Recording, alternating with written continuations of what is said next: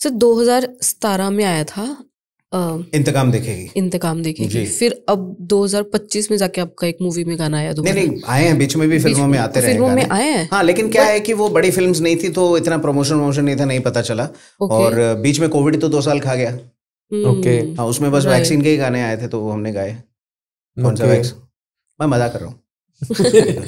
तो उस समय सब लोग, सबका कोर्टिजोल बढ़ा हुआ था उस टाइम। 2 साल तो किसी को समझ ही नहीं है कि दुनिया में क्या हो रहा है। दुनिया उल्टी घूम रही है, सीधी घूम रही है, क्या है क्या नहीं।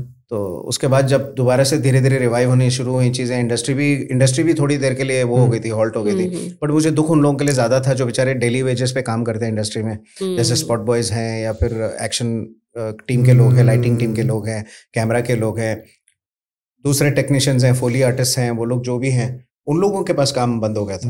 अगर क्योंकि अमीर लोगों को कोई फर्क नहीं पड़ता। अभी कुछ दिन पहले दिखा रहा था ना कि गुड़गांव में 100 करोड़ वाले फ्लैट्स में लोग रह रहे हैं, नीचे पानी बह रहा है। बिल्कुल। तो कोई कह रहा था कि यार देखो 100 करोड़ के फ्लैट खरीद के क्या मतलब है ना उसका, तो जो पानी बह रहा है यहाँ पे तो ऑफिस कैसे जाएंगे? अरे जो 100 करोड़ कमा के बैठा है, वो जो 100 करोड़ का जिसका घर है, उस कम से कम 3-4 हजार करोड़ का आदमी होगा वो, राइट है ना? उसको ऑफिस जाने की जरूरत ही नहीं है। वो वर्क फ्रॉम होम करेगा। फंसेगा तो कौन? बेचारा जोमेटो वाला, बेचारा ब्लिंकिट वाला, बेचारा ये वाला जो काम करता है, जो फिर जिसको ऑफिस जाना पड़ता है जॉब करने के लिए, स्कूटर धकेल के ये कर करके जाता होगा, उनको दिक्कत होती है। तो ये वाली बात है। तो कर्मा, इसलिए मैं बोलता हूँ भैया, कर्म अपने सही रखो। पिछला जन्म का जो आपने किया हुआ वो आपके कंट्रोल में नहीं। इस जन्म में किसी का क्रेडिट मत खाओ, किसी को ये मत बोलो कि कोई फलाना आदमी है, ये सब मत बोलो। It is all comes in bad Karma. किसी का पैसे खा जाओ, उसको प्रॉमिस करो 10, उसको दो।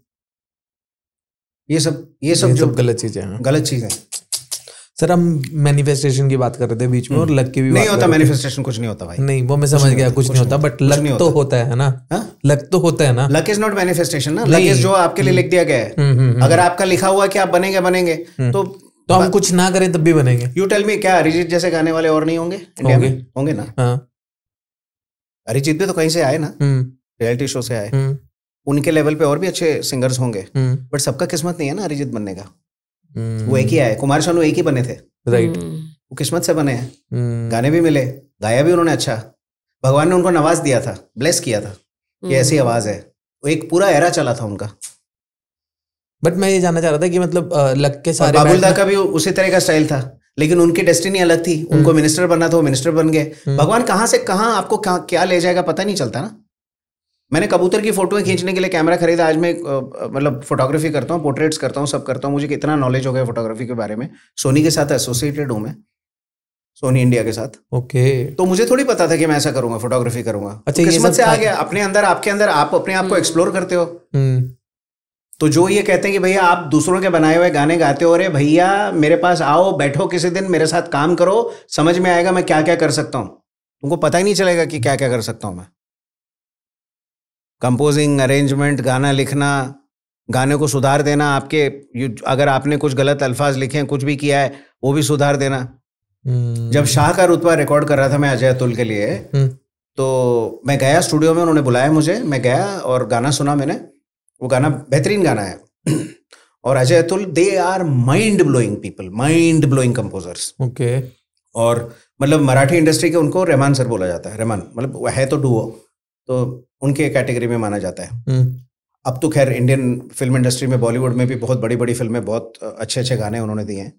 उनकी रिकॉर्डिंग में बुलाया गया, मैं गया, तो उन्होंने गाना सुनाया मुझे, शाह का रुतबा। मैंने कहा ठीक है, गाया, चलिए रिकॉर्ड करते हैं इसको। तो बोलते नहीं, थोड़ा सा वेट कीजिए।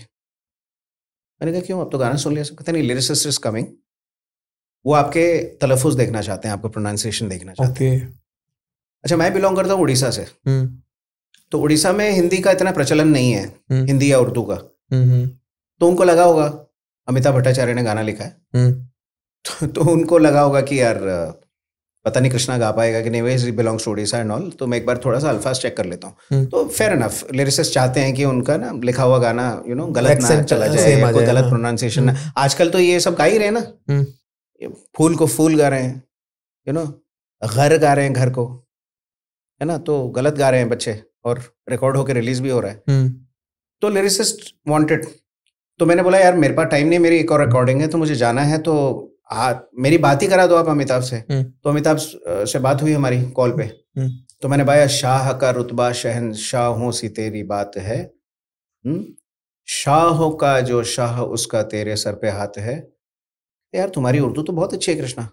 तो मैंने कहा भाई सेंट्रल स्कूल में पढ़ा हूँ, केंद्रीय विद्यालय में। तो कहते नहीं यार आई एम श्योर, अब आप रिकॉर्ड कर लो, कोई बात नहीं गाना। तो एक सिंगर के लिए सब जरूरी है, आप प्रोनाउंसिएशन करें, आप गाएं अच्छा, आप समझें। आजकल क्या है कि मोस्टली बच्चे पढ़ते हैं कॉन्वेंट में या फिर बड़े प्राइवेट स्कूल्स बड़े वाले में जहाँ इंग्लिश ज़्यादा बोली जाती है। तो उस वजह से हिंदी के शब्द, जब आप हिंदी फिल्म इंडस्ट्री में काम करोगे या फिर हिंदी इंडी आर्टिस्ट भी अगर आप बन रहे हो, हिंदी गाने गा रहे हो, तो कोई भी लैंग्वेज आप गाओ, उसमें लिरिक्स का आपका जो ये ना कील सपेरा को कील शपेरा नहीं गा सकता ना मैं। पंजाब च कहते हैं ना छत्ती छब्बी, ਅੰਮ੍ਰਿਤਸਰ वाले ਜਿਹੜੇ उधरले है ना, उधर का एक्सेंट हैगा छत्ती, हाँ जी, छब्बी। तो लेकिन हम गाएंगे तो गलत हो जाएगा, राइट, गलत हो जाएगा वो। 36 तो 36 या 26 सेक्टर या 26 सेक्टर क्यों होता? 26 सेक्टर, अपने 26 कहने हैं, 26 कहते हैं ना। हाँ वही कह रहा हूँ।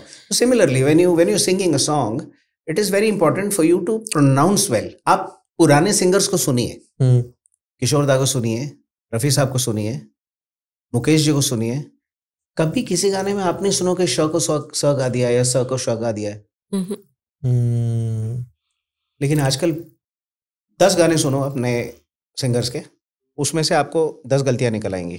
तो Amitabh was right in his own way कि मैं सुन लेता हूँ यार सिंगर कुछ गलत ना गाते, क्योंकि मैं वहां हूं नहीं तो करेक्ट नहीं करा पाऊंगा। और बहुत बड़ी फिल्म है, संजय दत्त उसमें भी है,